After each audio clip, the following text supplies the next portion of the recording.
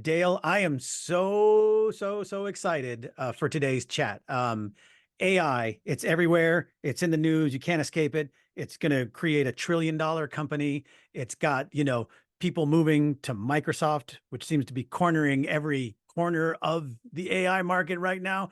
You hear it Right. in all the podcasts, all the news. So today we're going to crack this nut and figure out what's going on. And there is no better guest to do that than the gentleman sitting across from me, across the country from me, really, Mr. Dale Kim. He was the founder of AI Reverie, a synthetic data company, which was then acquired by Meta, where you're currently at. Dale, welcome to this podcast. Thanks, Chris, for the intro. Really great to be here. And yeah, let's work through some of this. I'm sure there's a lot of questions around AI these days. It's on the news all the time. So it makes sense for us to have a conversation around this and help sort of, remove some of the ambiguity around that. Yeah, let's do it. All right, we're going to dive right in. So every day, no matter what podcast I do, like I just alluded to, right? AI is everywhere. But Yeah. can you give us just what's one thing you think people should know about AI right now that maybe cuts through the clutter of all the news and all the opinion and all the everything around it? Yeah, no, it's a great question, Chris. Well, let me start off with this. I think the first thing we should really maybe think about is enjoy the ride. A lot, a lot is happening right now in AI, and it's moving at a breakneck pace. So much stuff, so much innovation, so many tools. So it's really like this is a very special time when it comes to what's happening in AI. So I think it's great to be in this space. It's great to be able to look at all the developments there.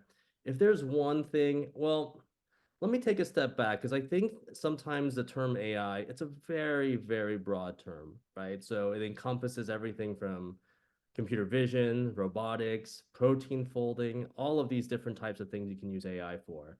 I think what's gotten the imagination of the general public, though, is the sort of release of ChatGPT in, I think it was November of 2022, where it just sort of blew everyone's mind of what that was capable of and what it was, able to do as a very productive uh, system. And so, if there's one thing I want us to really think about is I think there this in terms of this revolution of AI, I think when what's happening right now that's really interesting is the fact that we had these AI sort of hype cycles before and these winters, but today I think what's happening is that we have this really interesting influx of both hardware, especially NVIDIA coming out with their super advanced GPUs, right?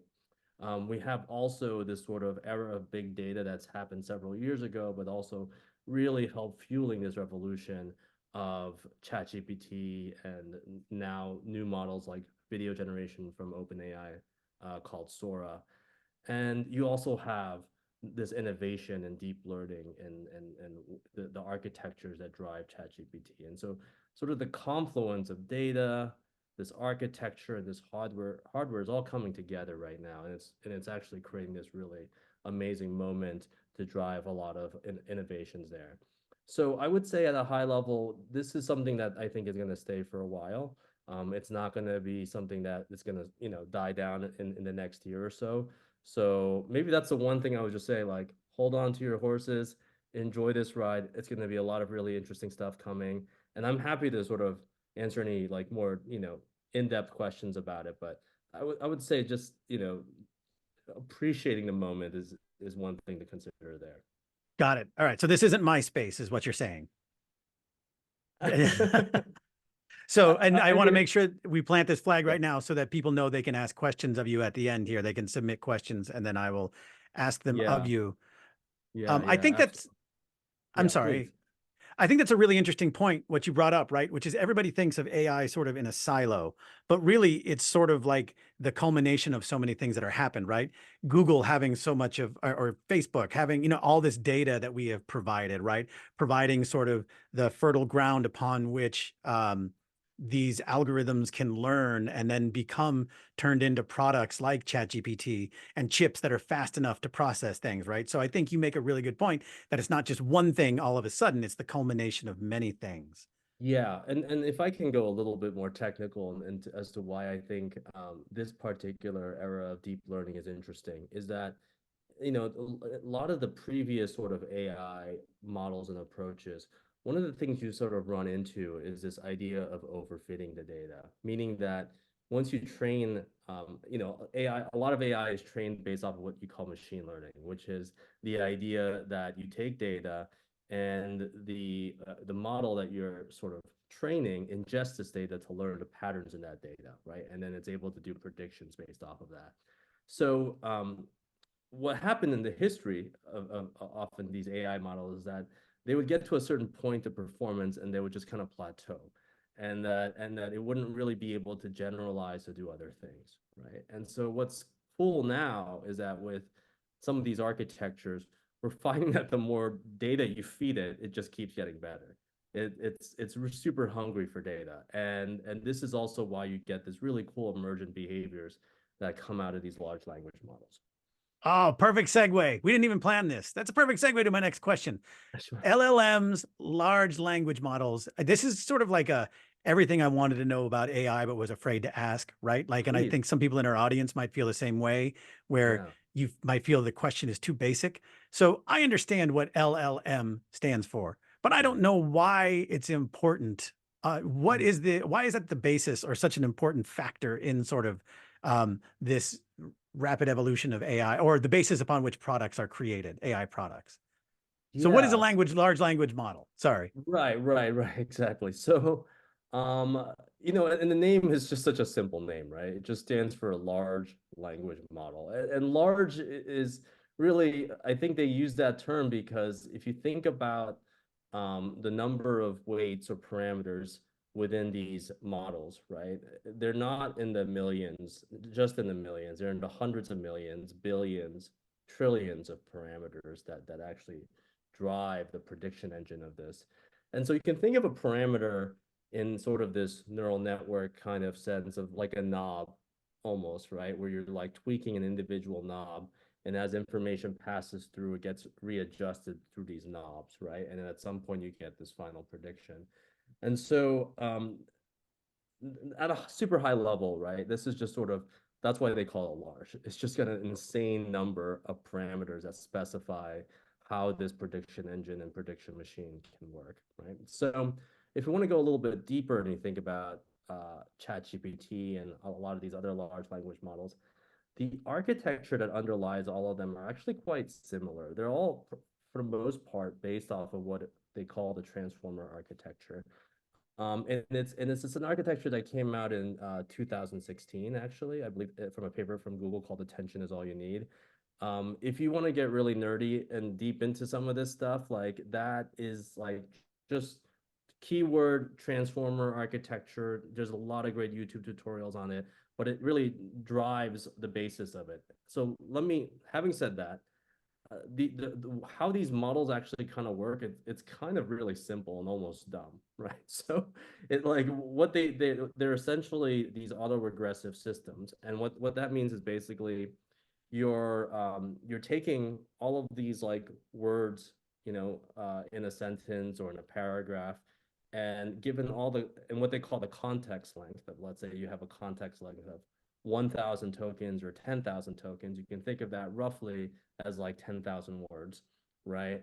And then they'll predict the 10,001 word, right? And then given those, and what's interesting and what they found out is that if you train a model to just predict the next word in a sentence or in code or anything else, even in images, right? And if you give it long enough context window on it, and the model has forced to learn, the millionth word even at this point, right? Given the 999,000 words before it, it actually like one of the things that emerges is kind of like it has to, in some ways, learn a world model, if that makes sense. It almost within that insane number of weights and parameters, it has to like what emerges is a certain kind of world model, and it kind of has to get to some kind of understanding of how words work, how the English language works, how making a recipe works, like Right. all of these things, right? But the actual, like what you're trying to do to train this algorithm is just something at a high level. It's just as simple as like predicting the next token or the next word, given all the previous words before it. There's Got it. more nuance there in terms of making the language model then be tuned to sort of answer questions.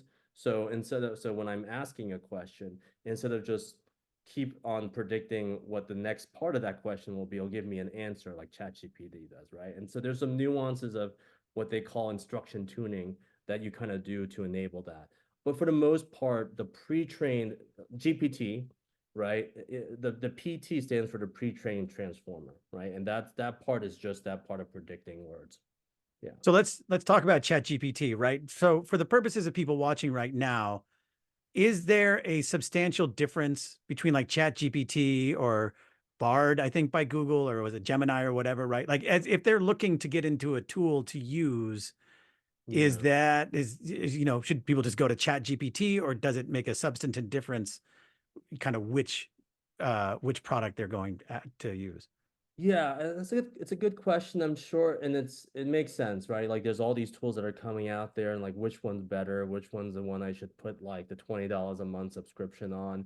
The challenge a little bit is that like, GPT and Bard, they're all closed models, right? So we don't really understand the nuances of all the architecture, but for the most part, they're all going to be trained based off of this transformer architecture. It's a pretty good probability, very high probability that they're using some form. For GPT, for example, is definitely using, a transformer architecture. They're all sort of using that type of architecture.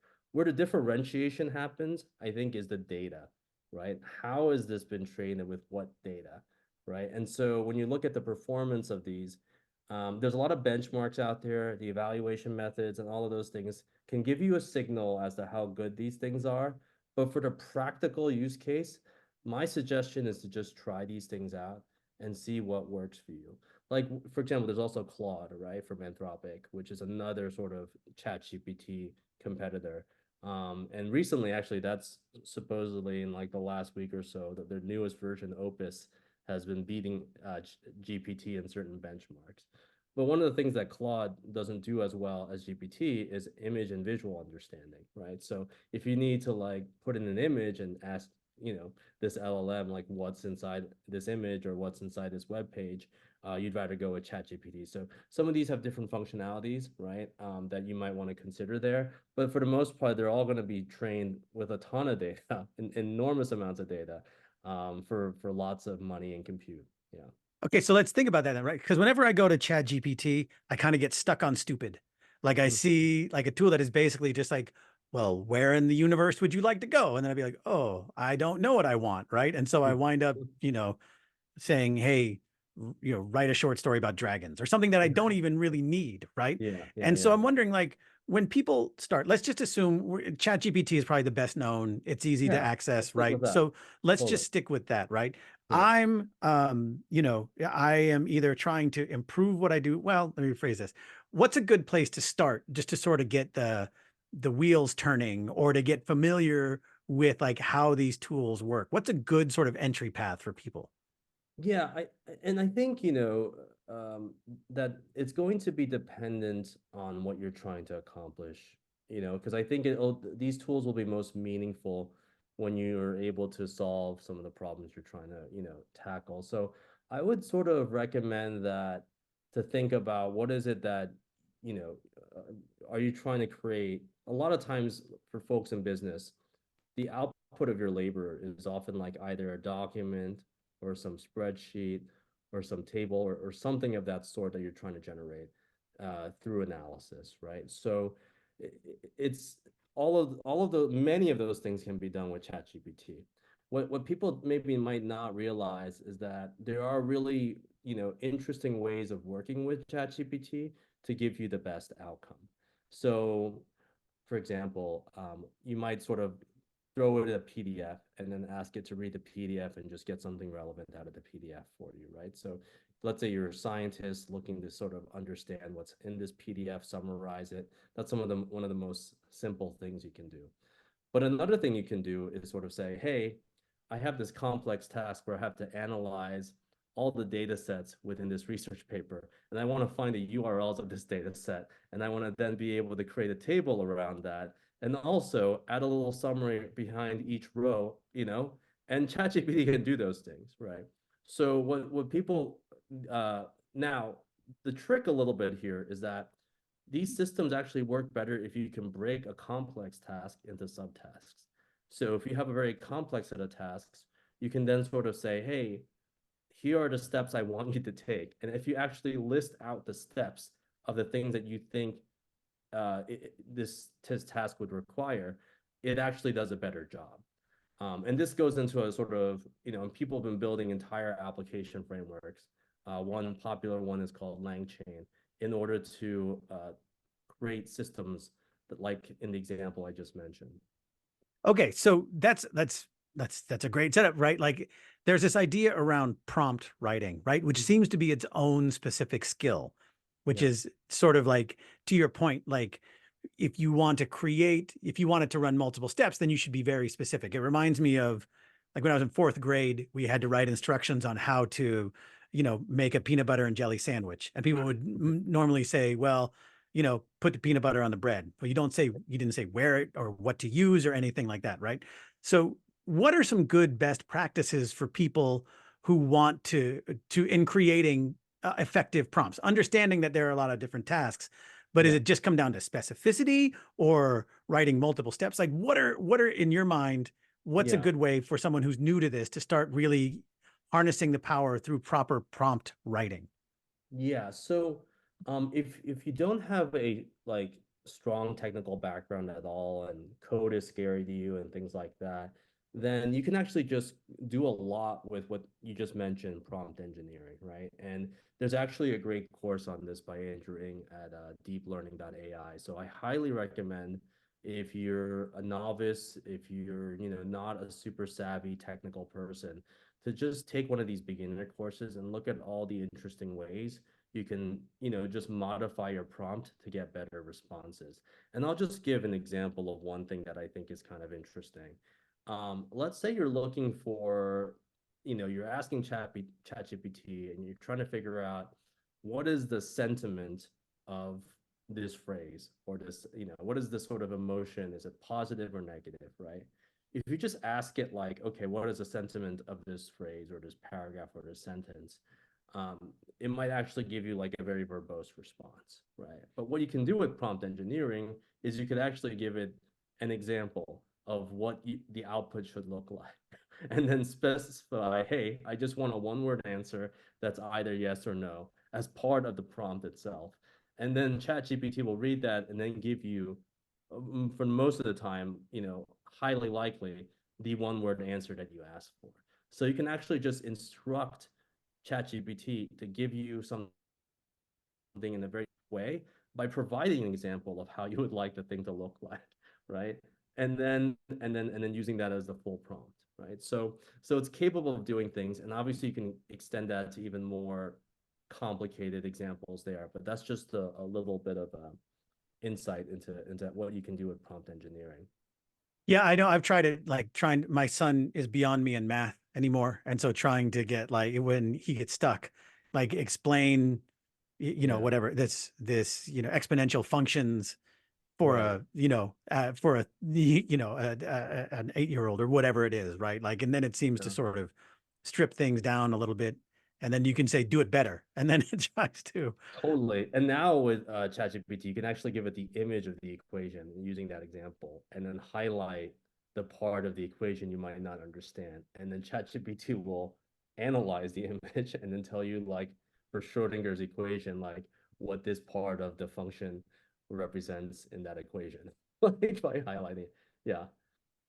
So I also want to make sure that people understand today we're not talking about like image creation or generative AI in the sense of like Sora, like you mentioned earlier, and video creation or Mid Journey or any of those things.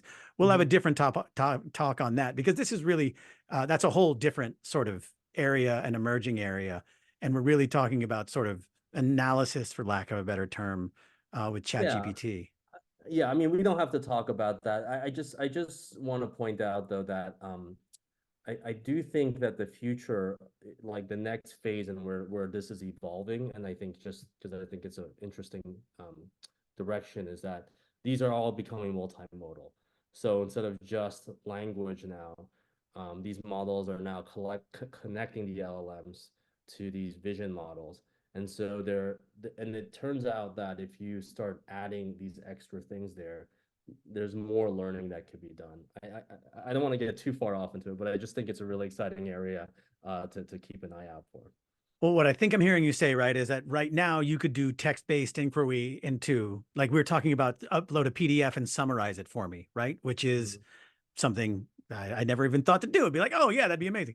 But then, as these things, it won't just be about you go to Chat GPT for this and Mid Journey for this. At some point, they will all sort of combine, and you'll be able to say, uh, Yeah, "Hey, it's already happening. It's already happening, and it's becoming the thing where you can take a screenshot of a page of a book, and then it knows how to read that page, and then it becomes input there. But if you think about the future of robotics, for example, right? Robots with eyes. At the end of the day, it's actually a multimodal model, right? It's actually something that can analyze the world around it and then speak to it and understand it through through visual features, but also through language. And so this is also how robotics is shaping up now. If you look at some of these demos from Figure.ai or even NVIDIA, you were just talking to robots. Hey, put this mug inside this box for me, or give me a cup of coffee. And in yeah, the future, that's going to require a multimodal LLM. So okay." So I want to ask you about, and I don't know if we see this is kind of you and I had sort of a pre-call to sort of go over some ideas. And then I want to make sure this is an example of like, if I ask this question, will this reveal that I am dim? But not at we all. talked about Not multiple a agents. great Is that question. something is that in reference to earlier, like giving multiple instructions, or is multiple agents something different? Because you wanted to make sure that we talked about that. Oh yeah, I think it's really that's another really interesting area. So there was a thing that came out called Devon AI, right? And they made this big claim like 2 weeks ago that it was the first software engineer AI created. I think that's a little bit of a I think this framework existed before, but the basic idea behind this is that let's say you actually want to build an entire web app, a full stack web app that starts from just an idea, right? It ties into the idea of how a very complex task needs to be then broken down into subtasks. And this is where the idea of agents can come in, because what it turns out is that if you're sort of one-shotting this, it might get parts of it wrong. But when you have multiple, let's say, GPT agents working together as a team, you can actually define one agent as like the code writer, and then the other agent as an error checker. So it would actually read the code and be like, oh, hey, there's errors in this code. I think you need to fix it. And then the code writer will be like, okay, cool, I'll fix this. And then checks it again, right? And then the way you actually uh, will initialize these agents is actually through very sophisticated prompts for the most part. So you would say, hey, ChatGPT agent one, you are a coder, you need to be building this app, you're using the Python language, blah, blah, blah. And then agent two, you're an error code debugger, extraordinaire. You're constantly checking and you're providing useful suggestions to this other agent. So it turns out if you initialize these two agents like that, you can actually create, I'm just thinking of the most simplified example here. You can actually create a way for them to interact so that through that sort of maybe dialectical conversation, you're just able to then create something that actually works, right? Okay. Versus if you're just trying to single shot it. So, all right. So let's bring it back more to sort of the practical, right? Like, Yeah. what are some ways people could incorporate one? I'm assuming that the use of AI is probably increasingly accepted in the business world, right? Like it's a tool. Um, If it's not at full acceptance right now, it's on its way as people see the value in it. right. It's not cheating, is basically what I'm trying to say, right? Like it Yeah. is. Assuming you don't have homework for your job. Yeah. Yeah. So, Well, and setting aside things like plagiarism and all that other stuff, right? Like that's oh, that's sure. that's separate, right? Like so, what are some ways that people, working right now, whether they're sort of independent work or at an office, what are some ways that they may not think about using ChatGPT or AI tools that could really benefit them, right now?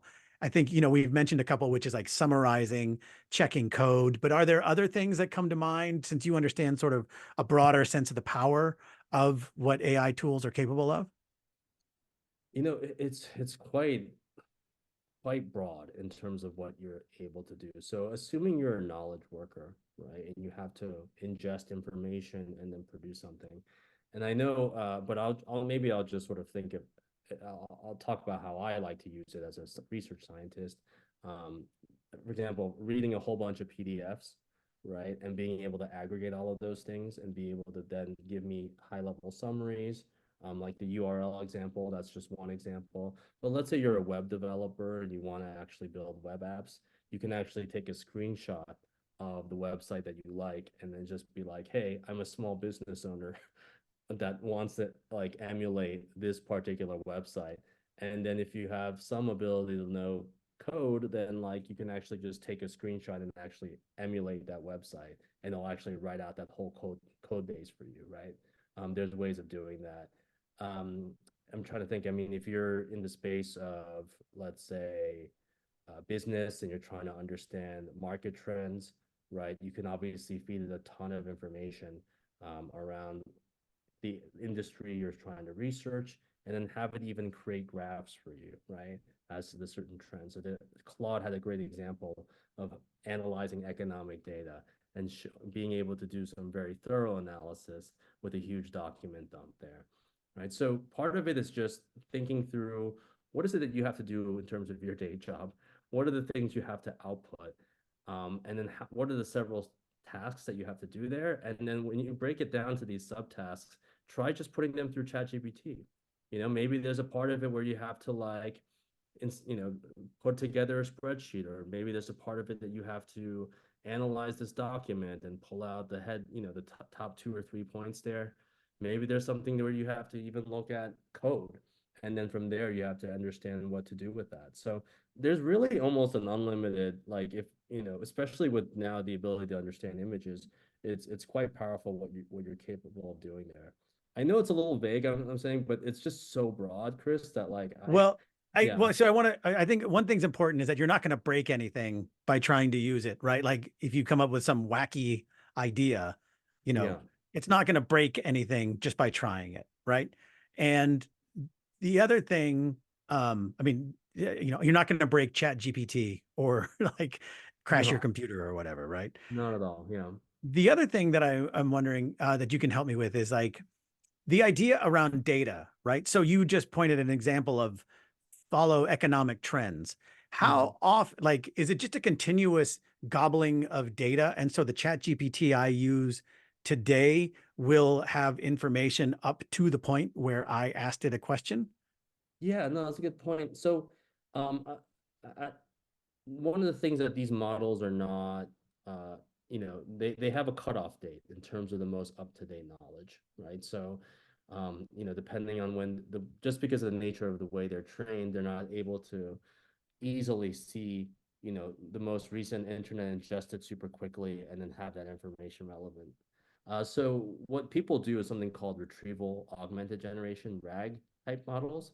And what that does is that you can actually have the large language model query your own document corpus or query your own sort of private document, and then be able to pull out relevant information that way.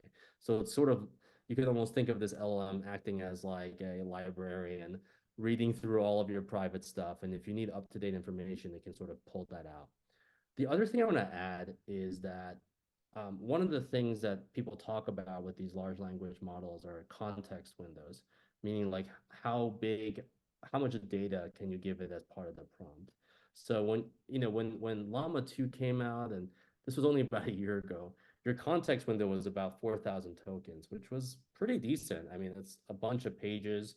You can throw an entire PDF in there, no problem.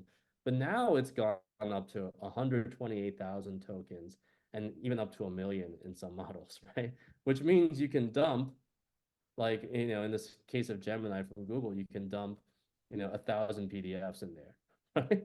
And then it sort of can look through all of that like a librarian looking through 10 years of their life, reading all those documents to do a query there. So that's the other thing to consider. There's so much bandwidth of these models now to ingest enormous amounts of data that if you had a collection of data that you wanted to understand and analyze and interpret, if you just format it, or just, if let's say they're all in PDFs, you can just dump all that into the large language model, and it'll act as a librarian for you, a very smart one. Interesting.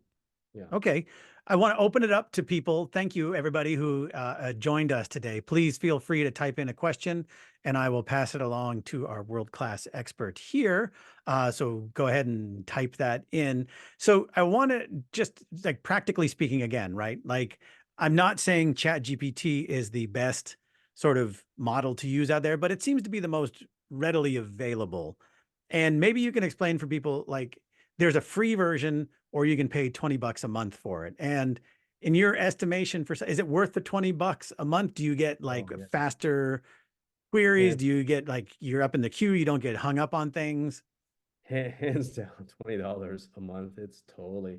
I mean, it's like hiring a brilliant, intern who happens to have read everything in the internet for 20 bucks a month. I mean, it's pretty much trained off of the entire corpus of the internet at this point. And when ChatGPT was also trained off of images, so its capabilities for 20 bucks a month, I think is, and I think this is a thing that I often tell people. It's like if there's always a concern about AI taking over jobs and things like that.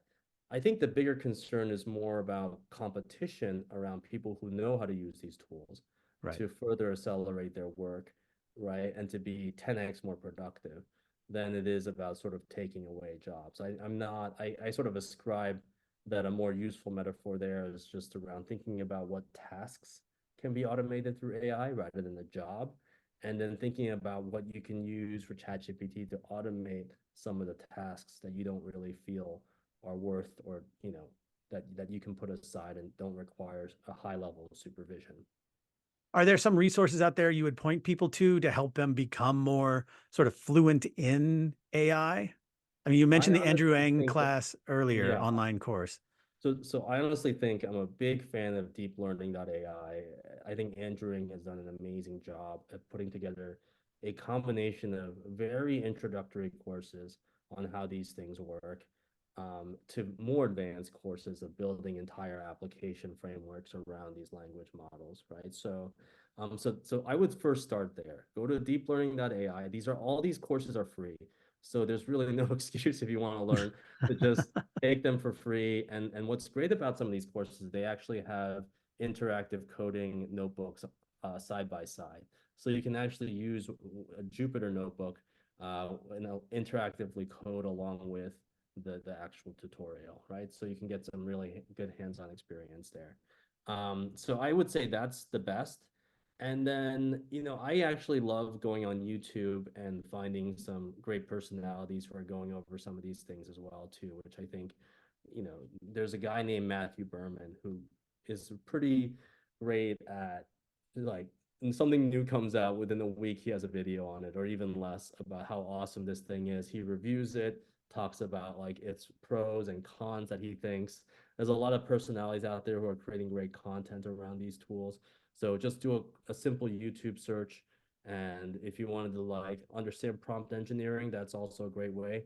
But I highly recommend deeplearning.ai as like your first go-to, to get up to date. And I think if you were to take a few of those courses, let me even say this, just taking one or two courses, you'd be already, ahead of the pack there. Yeah. All right. What are some of the mistakes you see people make when they're using or starting to use AI tools?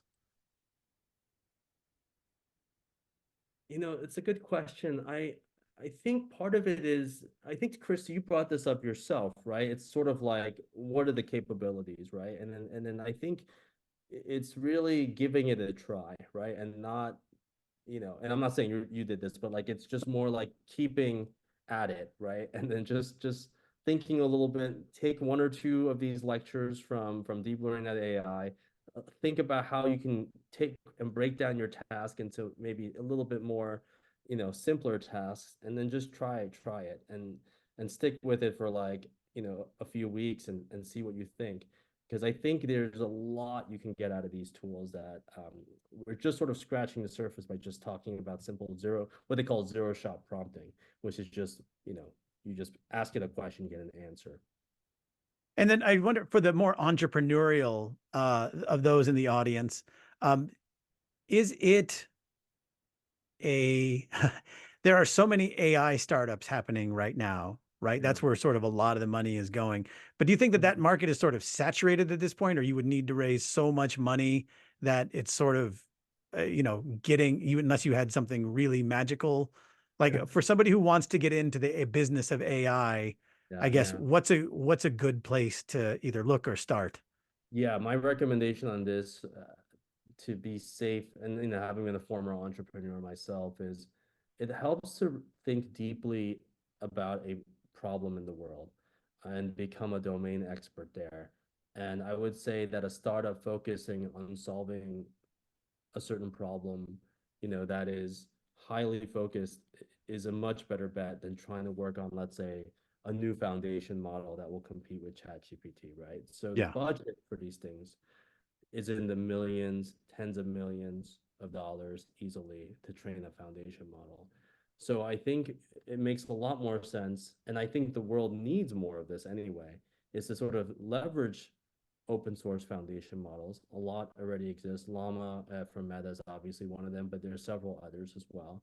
And to leverage some of these, and to find an area, something in accounting, something in biology, something in, you know, anything, script writing, who knows, right? Like all of these different types of things.